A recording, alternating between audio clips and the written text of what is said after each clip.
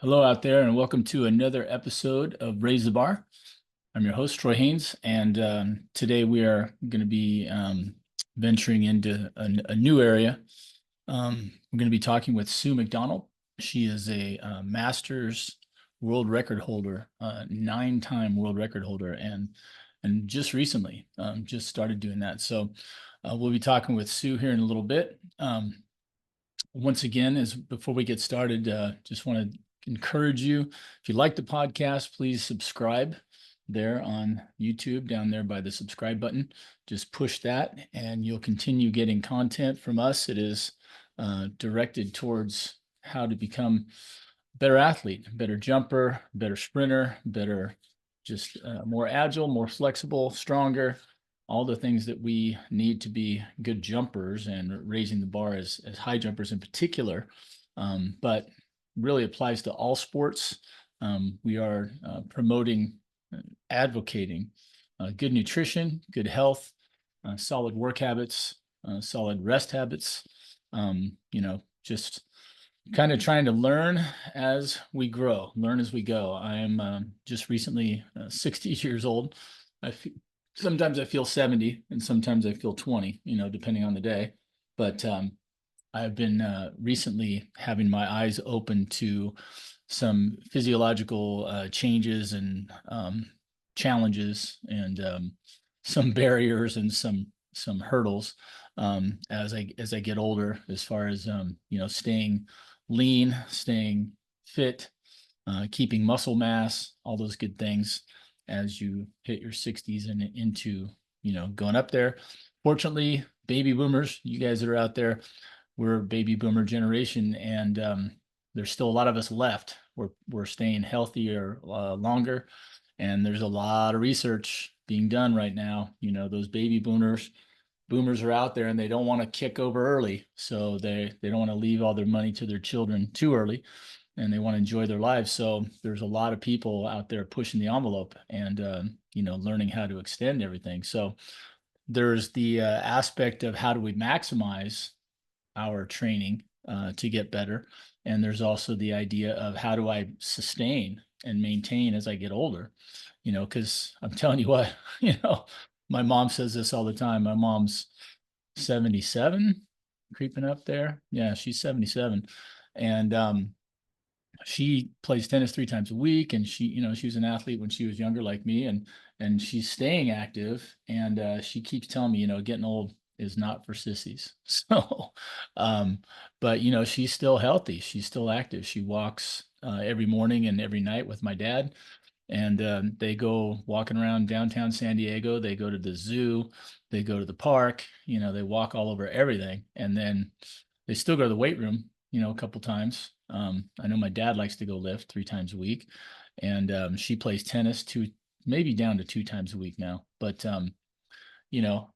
the other thing I've been learning, and I credit a friend of mine that was on the podcast earlier, Brad Kearns, about 6 months ago now. I want to get Brad on here again, but he's been talking about the stressing your body, challenging your body, and the benefits of that. If we don't continue to challenge our bodies, they just kind of shut down. They just say, hey, well, if you're not going to do these physically amazing feats of lifting weights and running upstairs and sprinting, and you have to keep your core strength, you have to be able to breathe, you got to get your lungs working. I mean, there's so many physiological things that when you're pushing, your body is kind of forced to comply and agree with you and go, okay, well, I guess if you're pushing us, we'll keep figuring out how to get this done. But if you just say, hey, there's no real job requirements on you anymore, then the body just goes, oh, well, just need me to sit on the couch and eat food and get fat, and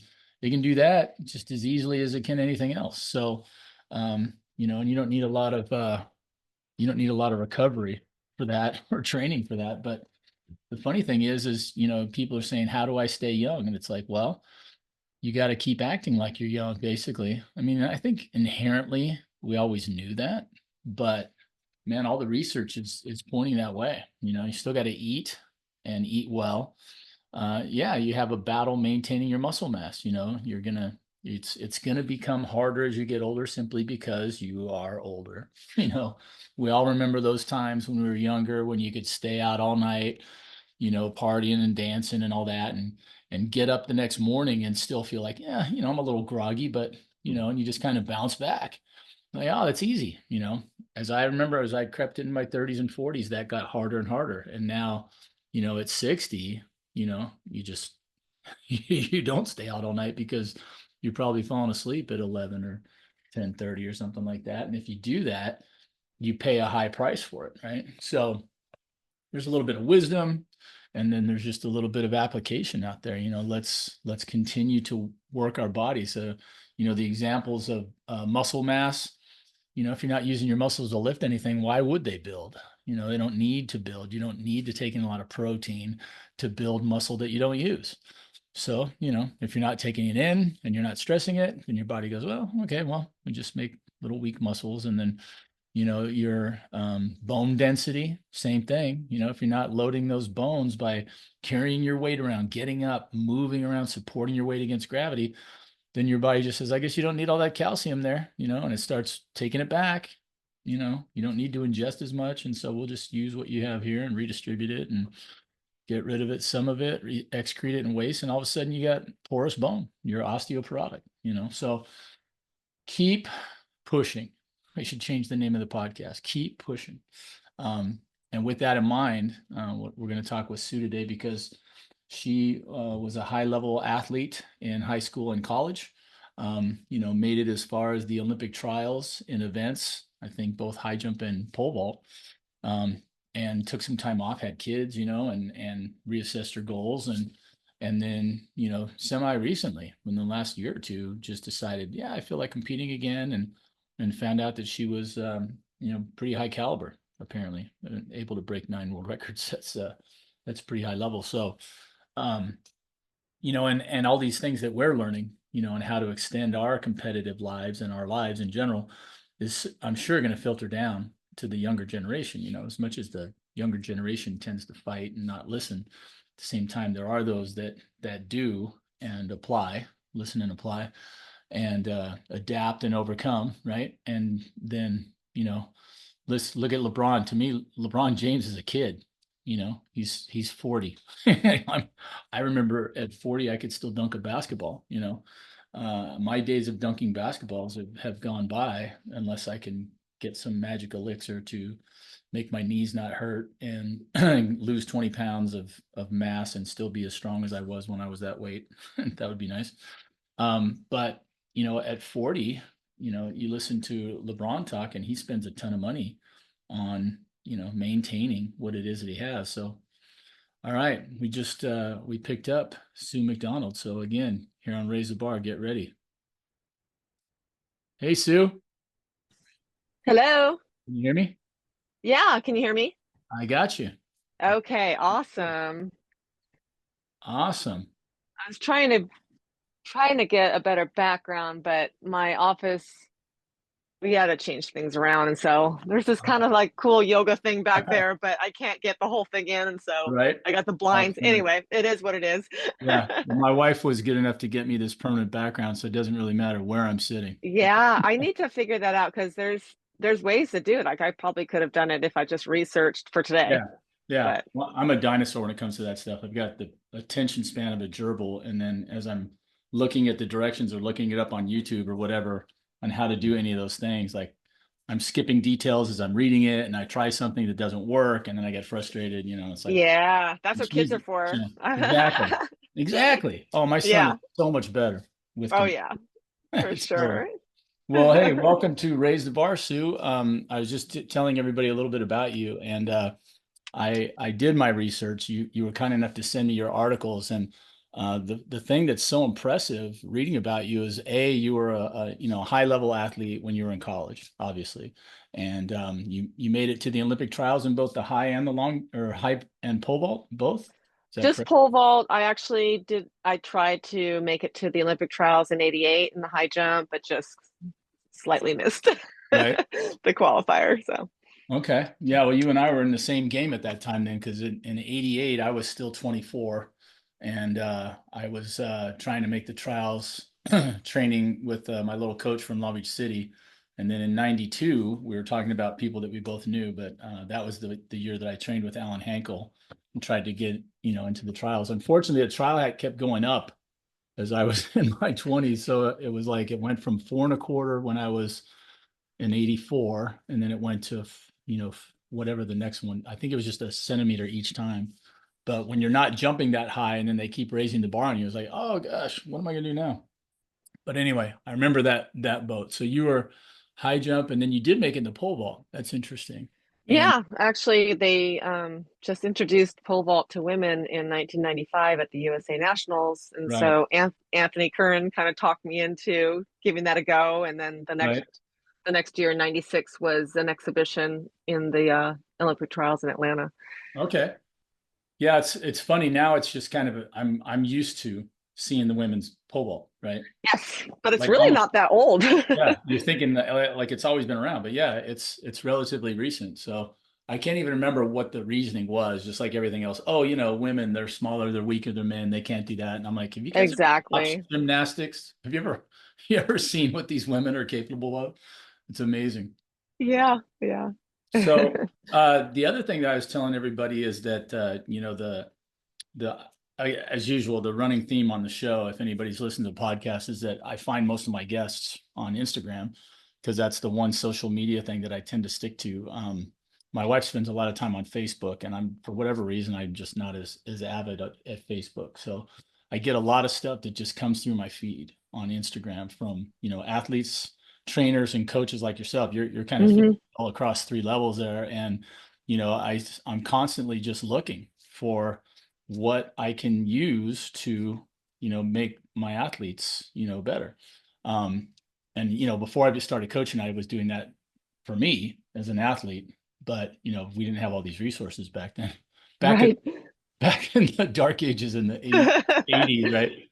Any kids listening to this, you're like 1980s, man, you guys are old. I know. You look great. You don't look like you're a day over 40. Thank you. 60, you're a 60-year-old nine-time world record holder. Tell us about that, how that all came about, and what got you back on the road to competing at that high level. Yeah. Well, back when I was 50, I actually wanted to go for the high jump. I was mainly just the high jumper back then. So Hmm. that kind of started me off in masters, going for records in the high jump about 11 years ago. And then when I was about to turn 60, I just kind of like, took a look at all the records and American and world records. And I thought, wow, I think I could actually get my first world record or two when I aged up to W60. And Hmm. so that was last year. I kind of had a spreadsheet and I had all my goals and all the events I wanted to do. I added a couple more at the end. But yeah, I was kind of came back not really as a high jumper when I was 60 is or actually in 55 when I was 55 I came back to masters as a runner because I had torn my hip labrum when I was about 52 in the high jump at the plant, and it didn't need surgery, but it was just something where it's like, now I got to be careful about high jumping. Right. So I thought, well, my second best event in the heptathlon in college was the 800. So maybe I'll try and see if the, training like for the 400 and 800 would be okay with my hip. Like I was trying to Right. find something. I actually did a Boston Marathon. I'm like, well, Wow. maybe I could run long and slow and that'll Yeah. be okay for my hip. And I found out that's not good. So then I'm like, well, middle distance or like long sprints. And so yeah, I just thought, well, I'm fit enough, I think, if, with some hard training, maybe some lifestyle changes, to getting more sleep, change my diet. And so I just did everything I could and just went for it. And it all, like, it was a dream season last year. Yeah. Uh, That's and amazing. Nine, and you got all nine world records just last year. yeah, all nine in one year. And this year I got six more, so I got faster. So I was able to capture the indoor 400. I wasn't 60 last year. Right. Like I turned 60 at the World Championships in Poland, so I had to compete in the 55 to 59 age division, Hmm. even though when I raced I was 60. So Right. that's how I got the records there. And then so I came back in the indoor season this year and got the 400 indoor, 800 indoor. And so I improved that. And then I got the mile. And the pentathlon Hmm. indoors, and that was since broken by another American, Naringa Jackstein. And then outdoor, I had my goal was set to like get maybe four more. But I was able to improve in my 300-meter hurdles and the 400. So I ran 61 at 61 years old. So that was a big goal of mine to run my age in the 400. Right. So, That's yep. amazing. Yeah. I avoided anything over 50 to 100 meters like the plague as a high jumper. I was one of Yeah, the I can people understand. I did not like running. I keep saying that to this day. It's like it's super important in what I'm teaching all my jumpers to do, obviously. And so I show them videos of the top guys. I'm like, look at how high their knees are, and they're cycling like crazy, and they're swinging their arms. And then I remember me, like if I wasn't playing football or basketball or tennis or something, in which case you have to run.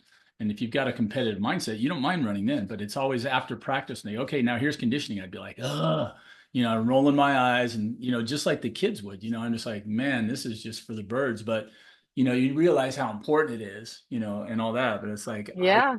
I'm like, I started getting, well, let's talk about sport specificity because in the high jump, my approach was, 60 by 20 when I was in high school. And I think it got a little tighter, not a whole lot farther back. So when I was figuring that, I go, well, 80 feet is less than 30 yards. So why am I running 50s and, I should go run 50s, 40s, 30s. Yeah, that's a whole new thing. I was thinking about what you're saying, Sue.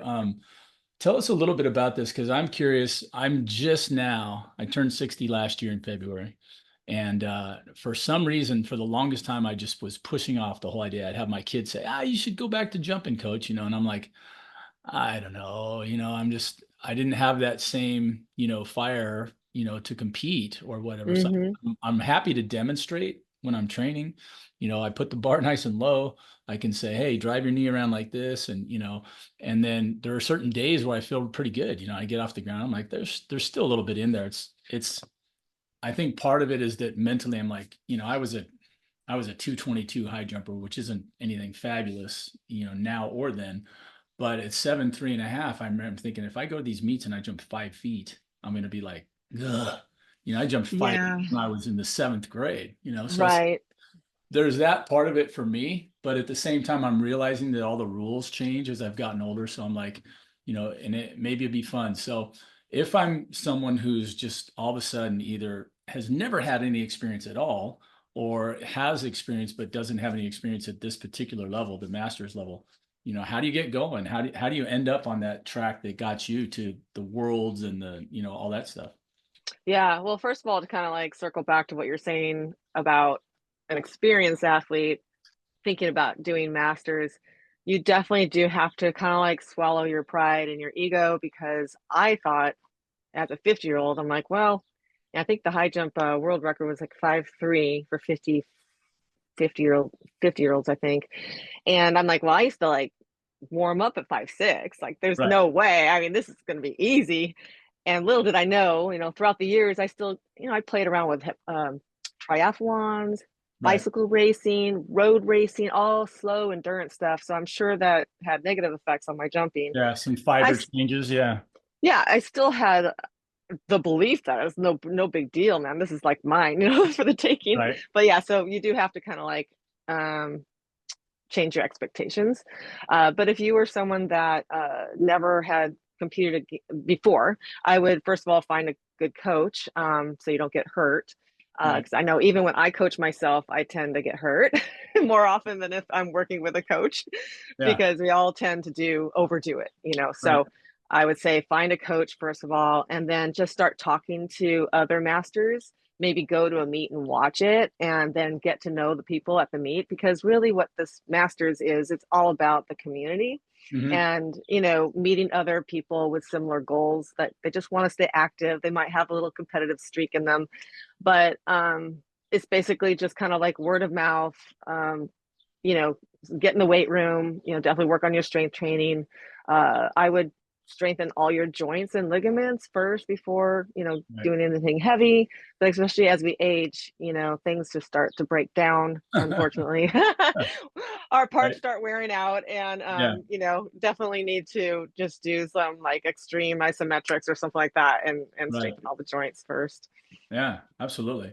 Well, that's it's so interesting in the lead in, which you'll get a chance to listen to later. I was talking about how here in the US, and I don't know if I either A, haven't been paying attention, or B, if it's just picking up steam. I've been listening to Brad Kearns. We talked about Brad, and I had met him one time without even knowing who he was. I guess he said I was working at Santa Monica High School for a couple years doing team clinics there, and I was probably there on a Saturday doing a meet. And he said, "Yeah, you told me that to do this and this when I was struggling with a certain jump, or I don't even know if he was struggling. I think I probably just gave him my usual advice, which is get farther away from the bar and speed up." But Hmm.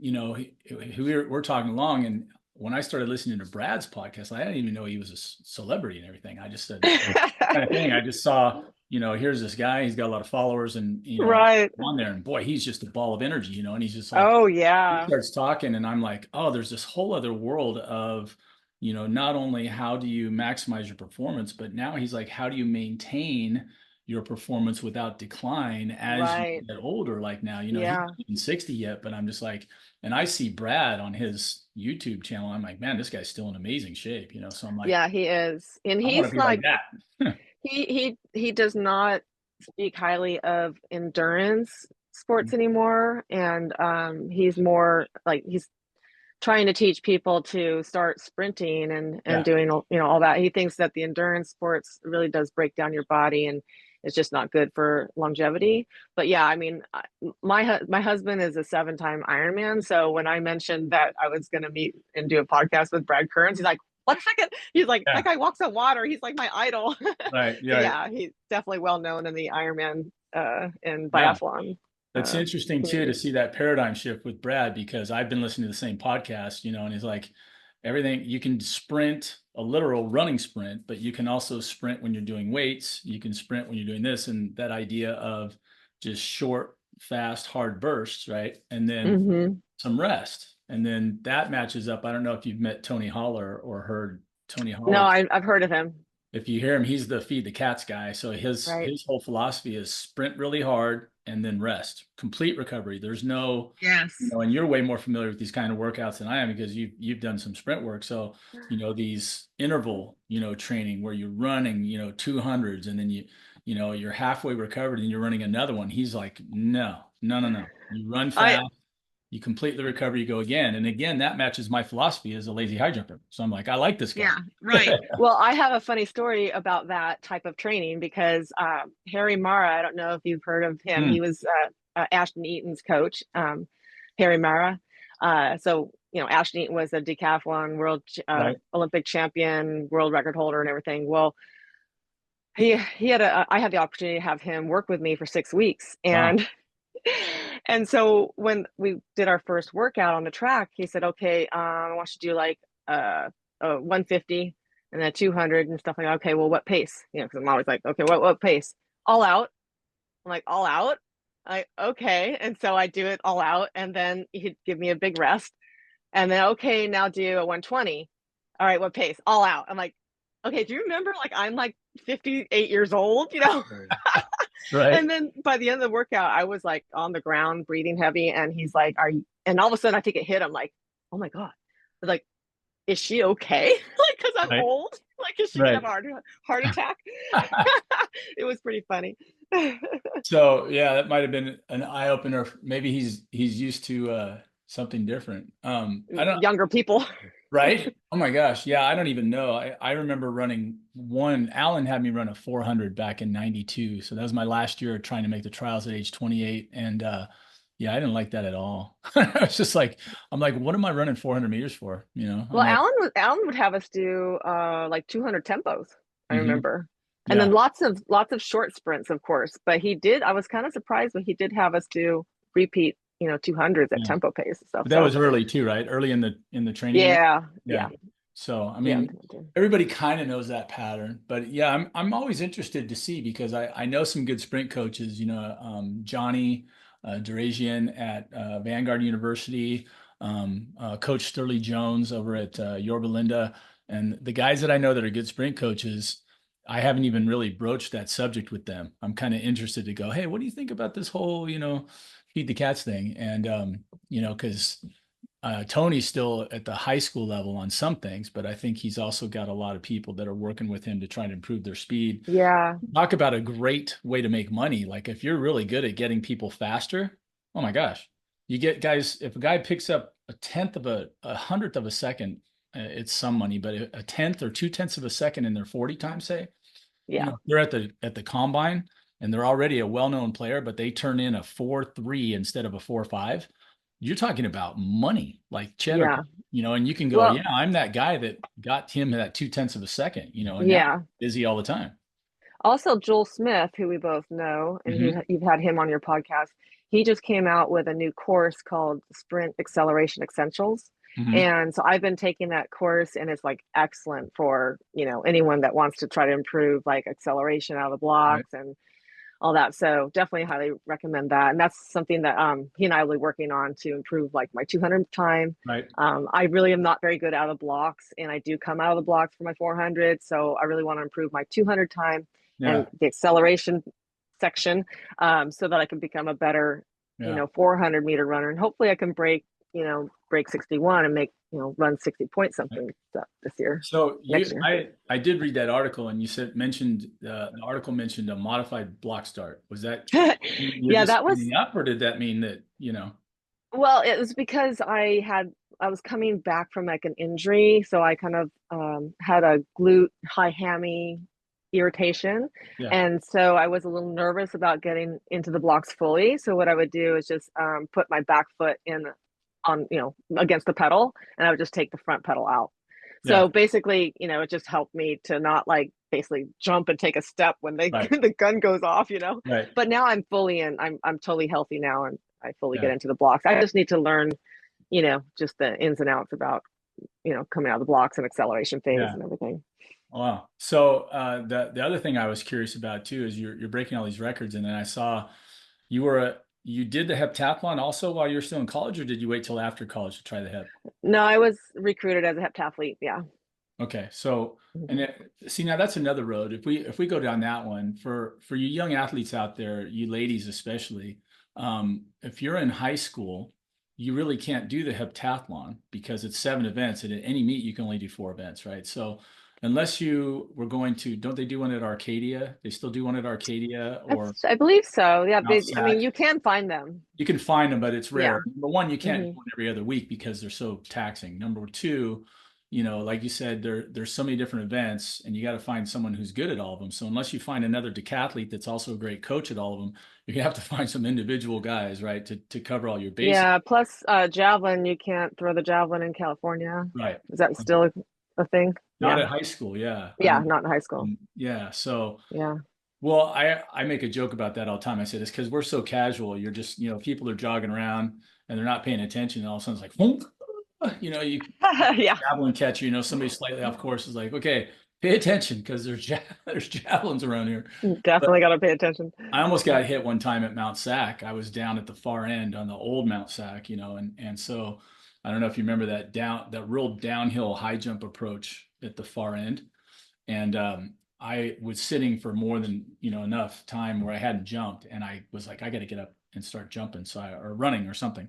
So I get up and I started jogging back towards the javelin. I didn't realize they were throwing the javelin already, and I had taken about 3 steps, and the javelin goes and like Oh, jeez. 2 feet from my foot when I hit on the Wow. spot. I was like, oh yeah, jab's coming this way. Okay, reverse course, go back out to the track because I would have run a curve or something, but I think the 200 was going on or something. So Yeah, yeah, it's like keep your head on a swivel, but yeah. But right. getting back to that, to your heptathlon experience, so did they recruit you as a heptathlete? So they knew you Yeah. did all kinds of events and everybody knew you were gonna be good at it? Like how did that come in? Well, coming out of high school, I went to like a private Catholic school and we didn't have a track. So we used to practice at LA Valley College Right. and use their track. And those coaches are the ones that kind of like recruited me to go there first. So I did spend my first 2 years there. And they kind of figured out that I was pretty athletic. And I already did the high jump, the long jump, uh, and of course the sprints. Um, And so I was taught how to do the hurdles, the javelin, get some endurance in the eight. Right. Um, yeah, so they kind of saw that, oh, she kind of knows how to do all this stuff. Let's see what we can, so we were just Yeah. training for a heptathlon at the end of my second year. And then I think I was in meets with like Jackie Joyner Kersee and like, Yeah. really famous people like at USC. Yeah. Um, and so then after that I was recruited by, I think I spent like a semester at Cal Poly Pomona. I wasn't too happy there, so I transferred to Cal State Northridge, but definitely spent some time, doing some heptathlon events there. Yeah. But I was mainly best at the high jump. 6'1" Right. Right. was my best. So Now you bring up such a great name. Jackie Joyner Kersey is one of the nicest people on the planet. She is such a sweetheart. I'm making a mental note to try to get in touch with her. I have not seen Jackie to meet in 30 years, but you getting to compete against her is awesome because she's an amazing athlete like yourself, played definitely basketball at UCLA and then, yeah, is she the current world record holder? I know she had it for a while. I don't know if it's held. for the long jump or the Yeah, heptathlon. long jump inside the heptathlon for sure, right? And then she was competitive at the long jump even in the open. And then Yeah, I know in the hep she was way up there too, as far as yeah. I don't being know if she able. still has the record. No, Yeah, I don't know. I It's don't think so. everything's getting better, right?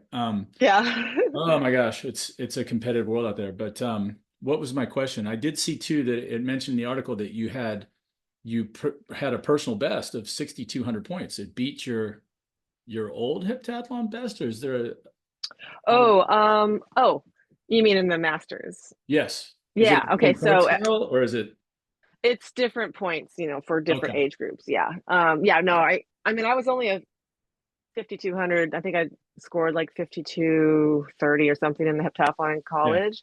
And then once you become a master's, then they have different tables for different age groups. But I think I did surpass the former world record by about 300 points.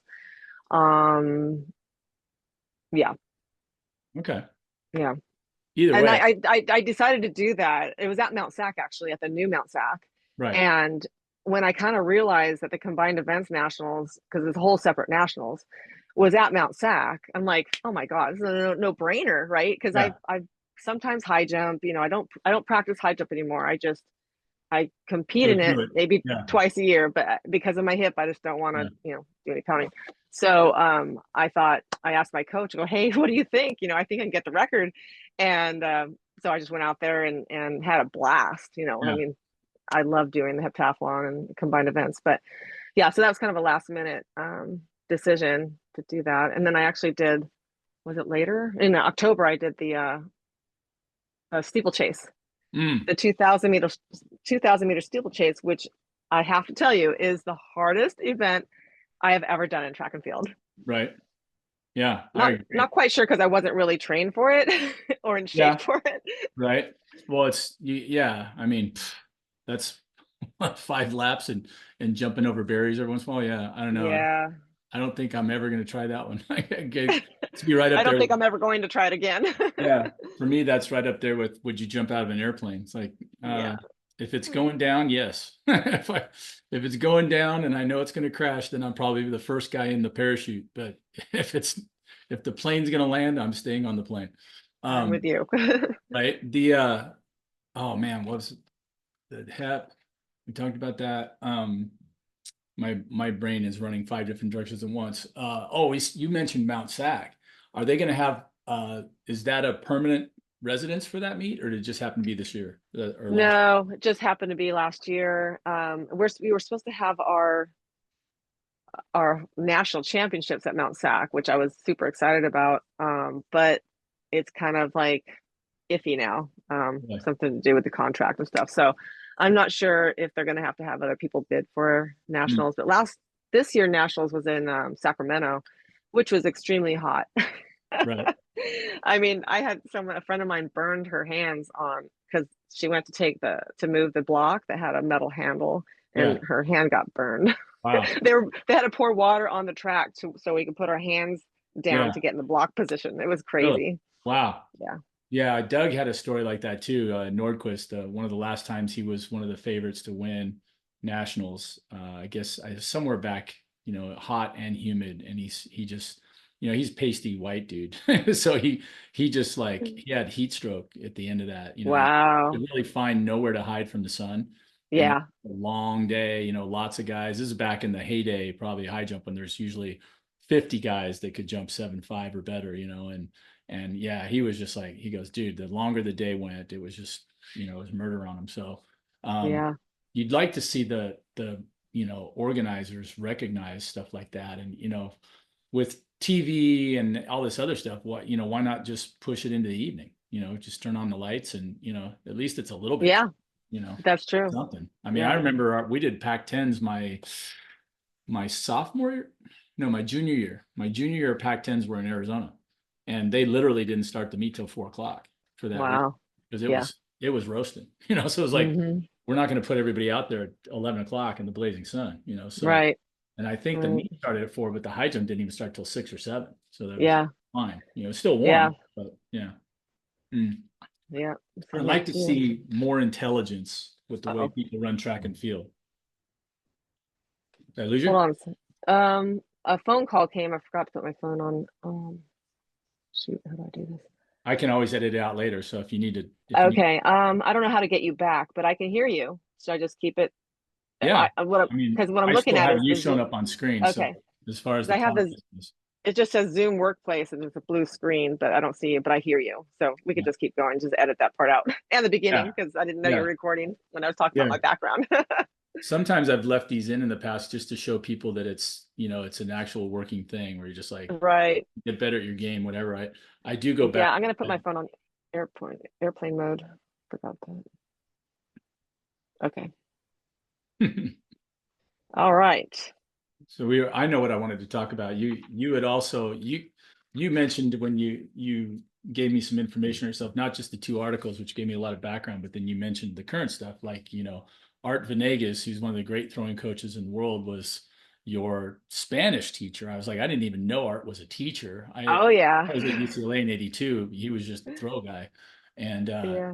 Art was great. I have a lot of stories about the crazy throwers, because we used to go and they used to go to Bruin Bowl and try to destroy all the pins. Like their game was called Hop and Pop, and all of them, the shot, the disc, the jab, all those guys would just, you've never seen bowling like that, by the way. Like, it wasn't normal bowling. It was like they were trying to throw the ball as hard as they could. And if they could make all the pins explode into the back wall, that was a real strike. So I've never heard of that before, but I'm not surprised.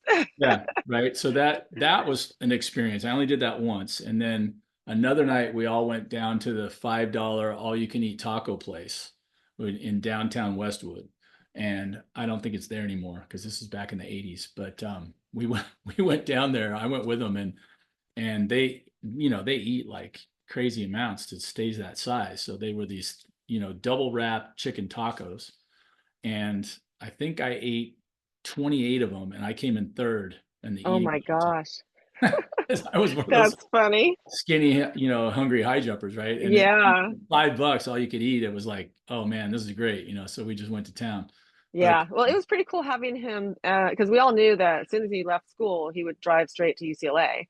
And so the parking lot was situated right in front of we did have a long jump pit. We didn't have a track, but we had a long jump pit. So he'd see me practicing long jump, give me a few tips, get in his car and go to UCLA and coach. right, that's Yeah. amazing. Yeah. See, and when I'm a kid, even in college, I didn't realize that you probably didn't make that much money as a track and field coach at UCLA, so you probably had to have a second job. So, Yeah. I'm just And looking then at that going, hey, my coach is here, for practice. This is great. yeah. And then he So, became head coach at UCLA of course, yeah, later on. him, Yeah. and then yeah, later John. Oh man, John Fraser. Frazier. After that, so he kept some of the thrower guys came back as head coaches. Hmm. And you mentioned Anthony Curran, who is just, he's one of my mentors, and his first year as a volunteer pole vault coach was my freshman year at UCLA. So that Oh, was really? Wow. coincided both of our first years at something at UCLA, and then he was there forever until just the last couple of years. Yeah. They That's a long forced him time. out, which was unfortunate, but they were never paying him hardly anything.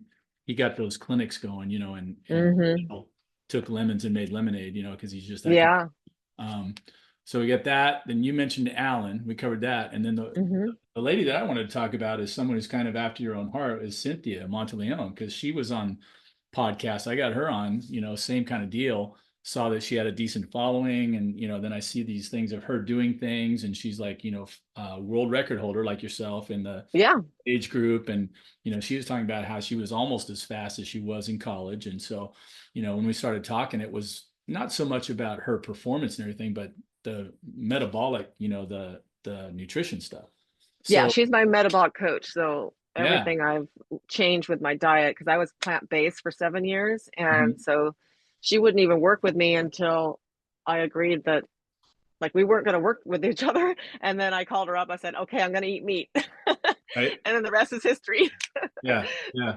Well, that's an amazing find there, because you've got, Brad's a fountain of information, but it's kind of all over. Like you got a lot of research coming at you, and I'm like, okay, but I would like to have a program that I can follow. Like I Yeah. that same thing. Cynthia and I've had that talk too, where it's just like here's all this stuff, and it's almost overwhelming. It's like I got to find a way to get the food first, go somewhere. Where do you go? You go to Whole Foods, or you go to, Costco. There's ways you get some of the stuff at Costco, but then I know there's, we're trying, Brad's always like anything processed is out. So, Hmm. is it similar between what Brad says and what Cynthia has you do? Is it a, Well, I know Brad kind of picks her brain, but I don't know, you know, right now I think Brad just he's into just eating lots of food right, and just keeping it to non-processed foods. But he's just like I think he's just like trying to keep it simple and just trying to fuel himself with real food, but just lots of it. Like I had lunch with him when he was out here when I was on his podcast, and like I could not believe the amount of food that he put down. right, But it's he focuses on the quantity of quality also. Um, but yeah, I mean, with Cynthia, she just basically did an interview with me, and then gave me my protocol, supplements, and I knew she worked with Olympians, so that was like, hey, right, because I get tested for drugs, just like Olympians do, but they get tested more often. right. I've been tested, I think, 3 times in the last 2.5 years. And I wanted to make sure that any supplements like protein powder and stuff, or iron or calcium or Clean. whatever, Yeah. are all clean. Yeah. So I have a lot of trust in her and the companies that she is aligned with. So that everything's been working out. I've been drug tested twice now since on her supplements and her plan. So all good. Right. Yeah. Well, I just keep thinking, there's all these parts, for someone like yourself who's a 9-time world record holder, and you're competing in all these events. You've got all these different coaches, right? You've got almost like your own entourage, like these I the know big it's time athletes. funny. I know I Yeah, have Terry Howell for my running. I have Joel Smith from Just Fly Sports for my strength training and acceleration, and I have Cynthia as my um, nutritionist, and I have Sarah Green Falk as my sports psychologist. And yeah, I changed my sleeping patterns. I was probably getting like 4 or 5 hours of sleep, and now I make sure I get like 7 to 8 hours. yeah, um, I cut down on my like alcohol consumption, and just everything kind of goes together. If you really want to, you yeah, have these high goals, you got to just do everything right. yeah. I remember it's 30 years. I remember that. It's been a long time applying it to me. I can give the other people advice and tell them what to do, and then Yeah. after the workout, I'd like to have my beer and watch a game. So, but I realize that same thing now. It's like it used to be, hours of being able to drink. Now, as I'm getting older, I'm noticing it's number of drinks. It's like Yeah. It it even affects you a feels little like, differently as we age. yeah. I mean, I'll just have one or two now, and it's like the next Yeah. I can feel the difference the next day. Yeah. Oh, that's Lethargic the next day. And yeah, I just don't feel as good, So it's like I used to laugh hmm that off, but it's like it's more difficult. I had a definitely. suggestion for you. You were mentioning something. Now, I had the opportunity to work with a guy named Baru Elias. I don't know if you ever heard of Baru, who was at Long Beach City back when Long Beach City College used to dominate and win state titles like almost every year, back Uh-huh. in the late 80s, early 90s. And Baru was, we're training one day. He's a little guy from Romania, and Uh-huh. he would wear these black socks and loafers, and just look like a little accountant. He had his what do I want to say, short sleeve shirts, but bad shorts. I mean, he was just like a comedy of errors when it came to, dress. And Right. he'd be like, "You must beat me, the great athlete. Look at me," and he's like 5'6" and 120 pounds soaking wet. And you knew he'd never done the high jump or the long jump or the triple jump, but he was outstanding at all of them. And, we did a lot of short approach work. So we were jumping one day and I just had nothing in my takeoff leg. I mean, I was dead. And he literally said, you go jump other side. And I'm like, what? He goes, the other leg, you go over there, jump. And I'm like, what are you talking about, Elias? I don't jump off my right leg. He goes, and he starts storming around. I'm like, all right. So I go over and I'm doing the same drills. I'm doing one step, then I start doing three step, and I'm jumping like 4'6", like 4'8", off my weak leg. And Yeah. everything's backwards. I have no idea how to do the flop off my other leg. I'm literally looking at it going, it's like I don't have any skills. Like I've never done this before. And I'm going, Right. what's the possible purpose of this whole exercise, other than saving my leg? So, and we came back to it a couple more times. And then there was some meet coming up, and I'm at this meet, and I'm out of UCLA now, and I'm at a meet. So everything changes. There's like, as you know, everybody's competing. So I've got young kids, I've got this, I got that. The bar opens at 3 feet. I'm trying to jump 7'3" and get some mark for something. So the bar starts at 3 feet, and I'm just like, oh my God, this is going to take forever, and I'm there with all my son. I'm warm, I'm ready to go, so it's a big learning curve. And I'm like, what am I going to do? I got to wait for the bar to get up there. So I go, well, you know what? Bar is moving in 3-inch increments. I go, I'm going to jump off my right leg. I'll just do what we've been doing in practice. Yeah. I started at 3'6" or something. I went 3'6", 3'9", 4 feet, 4'3", 4'6", 4'9", 5 feet, 5'3", and I just kept making jumps. And then all of a sudden, I'm noticing I was actually a little bit better in my layout position from that side. And Uh-huh. I kept going. I went right by all the stuff we'd done in practice, and I all of a sudden 5'6", 5'9", 6 feet, and it was like it goes up to 6'3", and I'm like, boom, right over first try, and Wow. I'm like, okay, And the one thing I noticed was that I had pop off that leg because I just don't use it all the time, but Right. it wasn't smooth, but it was strong, if that makes any Mhm. sense. So I ended up Yeah. jumping 6'6" off my weak. Wow. That's Then I crazy. switched over to the other side once the bar was at 6'6", and then I went 6'9", 7 feet, and almost made 7'3". And I was like, okay. So I learned a little bit, and that was right about the time when I noticed, I think this is my theory as to how that all worked, because Elias never explained why we did it, and I don't know if he desired it to have that effect. But I think you learn things differently out of the other side of your brain, because there's all those studies that say, you've got your left brainers and your right brainers. There's certain people that are accountants, and there's certain people that are, artists. And, you and Hmm. I both know, I'm talking with athletes, and some of them, they want to see the video. They're looking at everything. And I get other ones, I start talking to them and they're looking around, they're not visuals. They're not visual learners. They don't see the world the same way. So Yeah. everybody's brain is wired differently. And here we are competing on the same thing. So I'm like, maybe there's something different about learning it from the other side. And maybe the skill can transfer across from one side to the other Hmm. once you learn it another way. You know what I'm saying? So Yeah. the reason that I suggest that to you is A, just because I saw this amazing effect, and B, obviously you could train on your other leg because Yeah. you don't My have that hip husband's, injury. yeah, my husband he's been telling me all these years to just switch and go take off on the other leg. And I'm like, how can I do that after 40 something years of taking off on my left and then, Right. switch to my right? You know, I thought at my age, I'd probably just hurt myself, but it's worth a try to, just like do little baby steps. Yeah. Maybe I'll try Well, that. like anything else, start low. I've been Yeah. teaching, to all my athletes, young or old. I'm like, everything's on a continuum, and the one thing super basic thing you learn over time is that nobody warms up at full speed.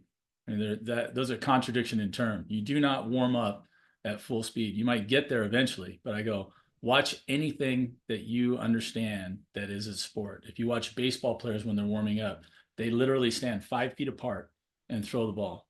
And they're Hmm. throwing it, but they're moving their arm and they're going like this. And then they might both take a step back, and then they throw some more, and then they keep throwing, and they just keep slowly moving back. And then at the end of it, they might be throwing 45-foot ropes, Right.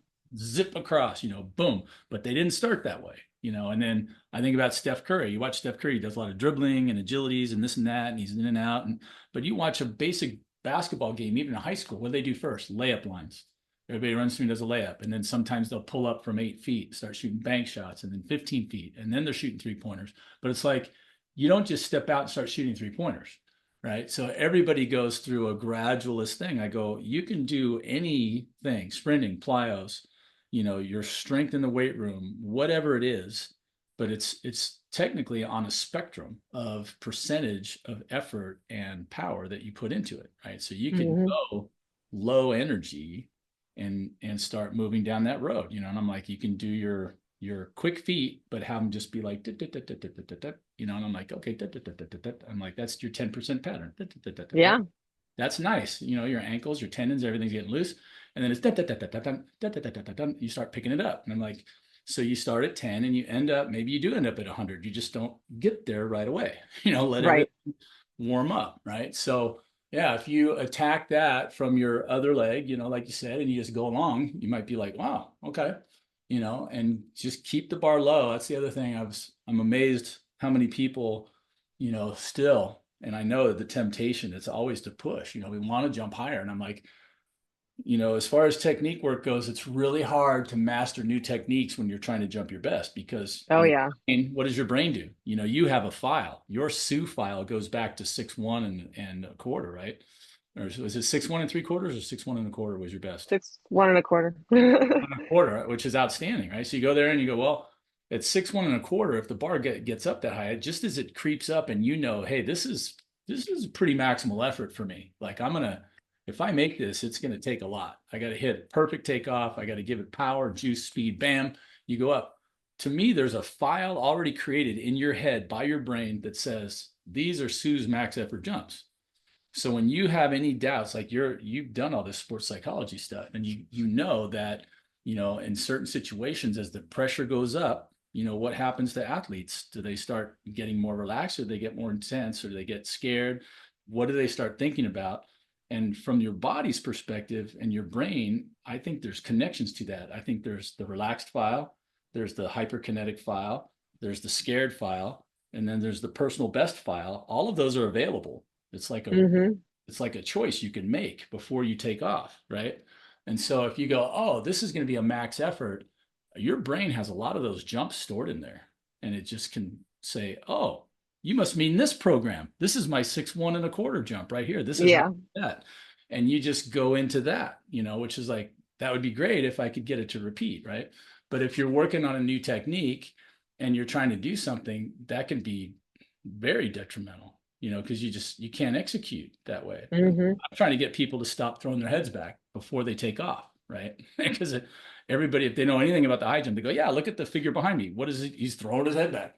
So you're like, yeah, I should Yeah. be doing that right now. And I'm like, no, no, no. You should be waiting for that move. I go, you got that move. It's a good move, but let's wait until you jump first, right? Yeah. There's a guy at the Huntsman games where I just came from, and a master's jumper, and he did just what you said. He threw his head back before he jumped, and he came out with the like blood on his head because he hit the Hit the standard. standard. Yeah. Yeah. Oh my gosh, it's crazy, right? So it's like, but when people don't know what they're doing, and they watch it on TV or whatever, or for whatever reason they're getting desperate, I think the head back move is the panic mode for a lot of people. If I didn't think I was going to make a jump, I might be halfway through it and be like, oh my God, I missed that completely. The speed wasn't any good. The thoughts that run through your head, even after a takeoff, Hmm. sometimes you're like, oh, that was great. Or another time, like, oh my God, I don't have a chance unless your brain goes, unless I go, ah, and you throw your try to maximize your layout, right? Right. So I'm always telling them, I go, look, you can only get so much out of your layout. You know, you really are not all of a sudden going to go, you know what? I want to improve my PR this year by like 3 inches. I think I'm gonna work on my layout. I'm like, yeah, Yeah. for some people, yeah, but for most people, that's not gonna work. So Yeah. I didn't have much of a layout. I'm the same. I'm not very flexible. So when people Hmm. get into those positions, I'm always envious. But I'm also like, that's an awful lot of compression on my low back, and I Yeah. go along with I me very well. I actually started doing some back bends recently, like this year, to maybe try to help with the flexibility. Maybe I can lay out a little bit more, but Hmm. yeah, I'm just more of a speed jumper and just, you know, Were you a not single much armor or double armor? double. Double. Classic Yeah. American power double. Okay. How, Yeah. how tall are you, Sue? I think I was 5'8" back in my day, but I measure at 5'7" now. But I Okay. was definitely one of the smaller high jumpers during my time. Like if I was at nationals or something, like, I would probably be one of the shortest ones. Except I jumped twice at nationals against Yolanda Henry, who was only 5'5" and jumped six Yeah. five. Yeah. Yeah. So it doesn't mean, if you're short, it doesn't matter. It doesn't mean Uh, that you're going to not be a good yeah. jumper. I love taking my jumpers through that checklist. I said, now I'm going to tell you what I like to see when somebody comes to me and they tell me they want a high jump. I say, I like to see somebody who's tall. I like to see somebody who's flexible, and I like to see somebody who's fast. I go, that's my magic checklist, right? And then I can get them into the position on top, and I can get good speed. And if I can get them strong, if they come to me strong, great. We can always get strong later. So I go, there's that magic checklist. But I go, look, if you're not the tallest person, then what are you going to have to do to compensate? You better be moving it. Yeah, You better be running, definitely. right? You're going to be faster. You're going to have Yeah. really good takeoff mechanics.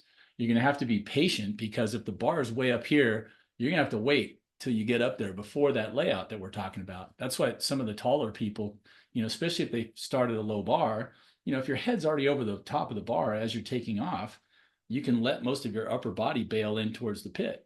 And as soon as you establish that pattern, it's hard to break. It's like, Yeah, definitely. just when they're learning, I'm like, how do I keep them from just, the tall ones from just laying over because it's easy. It's like, okay, Right. but you don't want to start taxing them too hard right away because then they smack their head on the bar, like you said. It's like it's a Yeah. real tough thing to go through.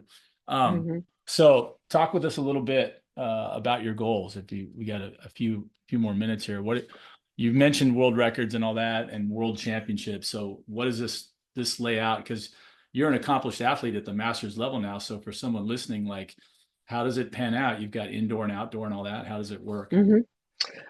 Well, I still think I can improve in my times and the 200, 400, 800.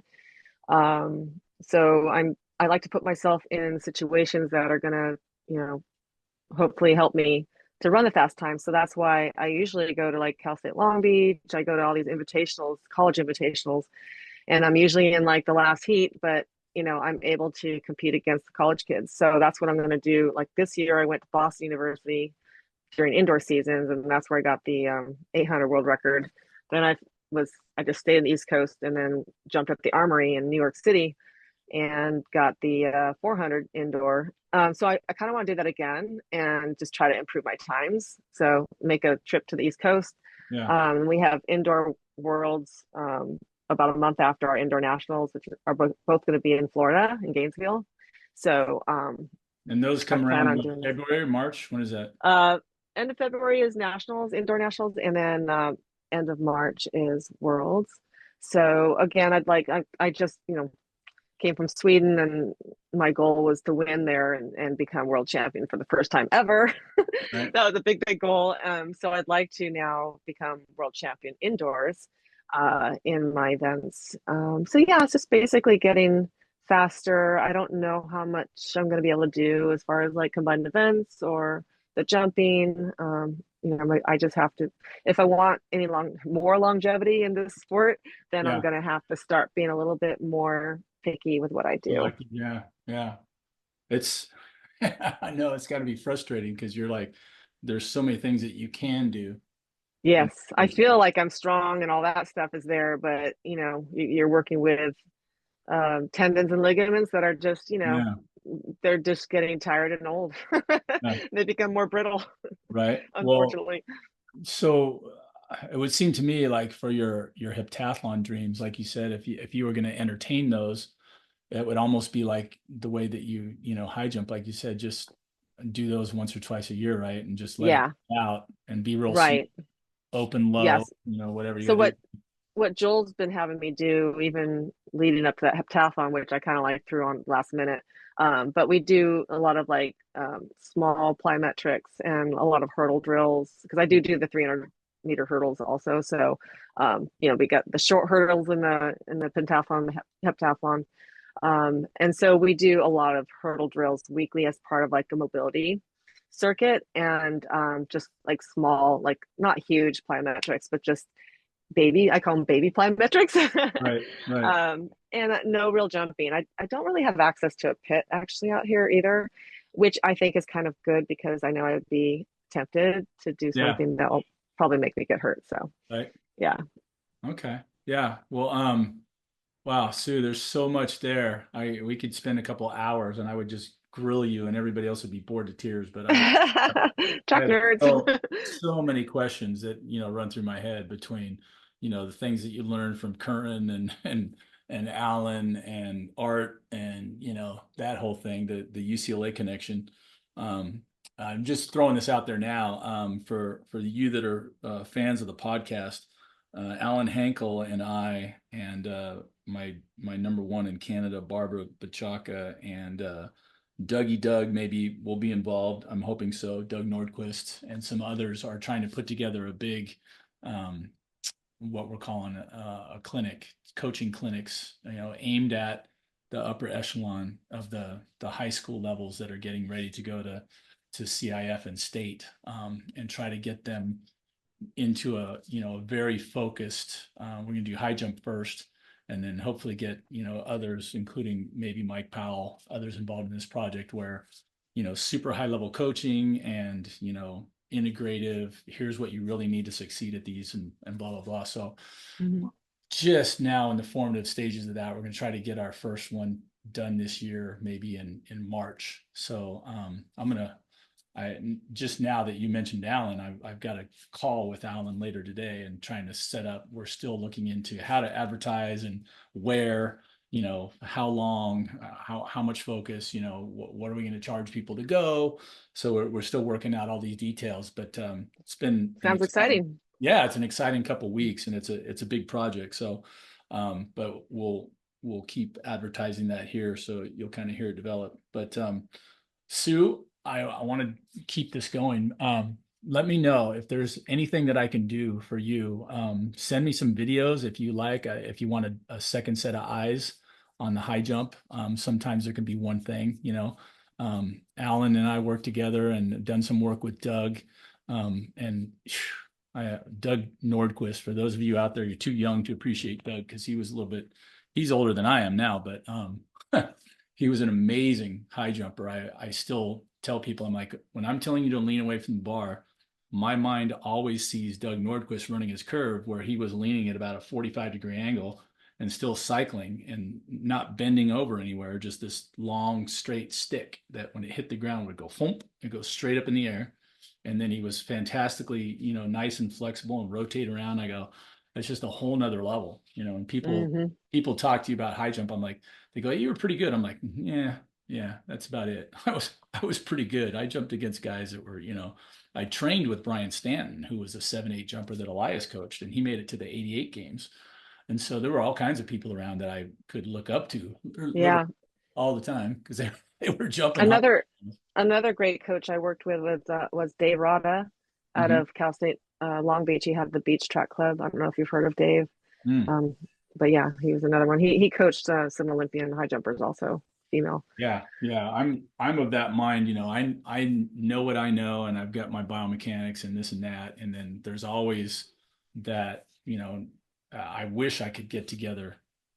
20. I think that was what Alan and I were talking about, was getting together like the top high jump, minds, and just go, how do we make not the program, but a program, or you know, just what was he calling it? God, the term that he's given is like not a clinic, but like just a meeting of the minds, whatever you would call that. Yeah. And not maybe even just US wide. It would be great to get other minds in there. That's one of the great things about Instagram. I'm always watching these other, coaches in their training in other places, and I'm like, what are they doing? And I'm Yeah. watching it going, okay, even sometimes these, Russian, Belarus, whatever, and they've got like 60 kids running around, they're doing gymnastics and they're doing their little hurdle drills and they're doing this and that. And I'm like, yeah, I can see it, I can Yeah. see where that would be useful. And so I'm the peek behind the curtain guy. and then I'm Yeah. also trying to put it all to work, you know. Well, let me know when you have everything figured out, and I'll be happy to share it on my Oh social yeah. media. Oh, would love to. Yeah, absolutely. Yeah, we got all these coaches and friends in common. It's amazing. That whole Yeah. list you just went down. I'm like, oh yeah. You said, yeah, you had Joel Smith on here. I'm like, Mhm. oh yeah, Joel. And then, oh, you're Cynthia Monteleone. Like we were going to work last year in the high jump. Yeah. I'm like, okay. Hmm. So Yep, you know, yep. she got a little derailed by the fires and all that, but you know, Yeah. so Yeah. well, Sue, thank you Well, so much for your time. thanks for having me. I really enjoyed Oh, it. this is awesome. And I'm going to be doing a better job of keeping up with what's happening in the Masters world and looking for those results. So how would you, just as a final parting shot, what would you recommend for someone who's doing that? I'm terrible. Like I said, my attention span is horrible. And it seems to me like a lot of these sites that I go to for results are so difficult to find exactly what you're looking for and where are these events and blah, blah, blah. So it's like, Yeah. what has worked for you on that front? Well, if you're on Facebook, there is a USATF Masters group page, and you Mhm. can add yourself to that. And there's also a Masters track and field page on Facebook, which is really full of, results and people sharing Mhm. information. You can go to just Google every national championship, and you'll be able to click on the results for each championship. And then also, mastersrankings.com is a good way if you're a masters thinking about doing masters. You can look at the masters rankings and kind of like figure out, like, if you have like a time trial that you've done, you can kind of like say, oh, where would that put me in the US or Right, the world? So right. it's kind of fun to look up the rankings. So those Yeah. are some things I would recommend to check out. Awesome. All right. Well, I'll put that to work. Well, hey, have Okay. yourself a great rest of your Saturday, and I know you just said you were just coming from your strength training. So Yep, those got of you that out done. there, there's still are very few days off for someone like Sue Yeah. who's trying to break all these world records. But I know you're getting better at your recovery too. Like you said, more sleep, less alcohol. Be Hmm. like LeBron. I hear Yep. LeBron spends millions of dollars on his recovery, which is smart. And we'll look forward to talking with you soon. Okay. Thank you so much. All right. Thank you, Sue. Okay. Bye. Bye.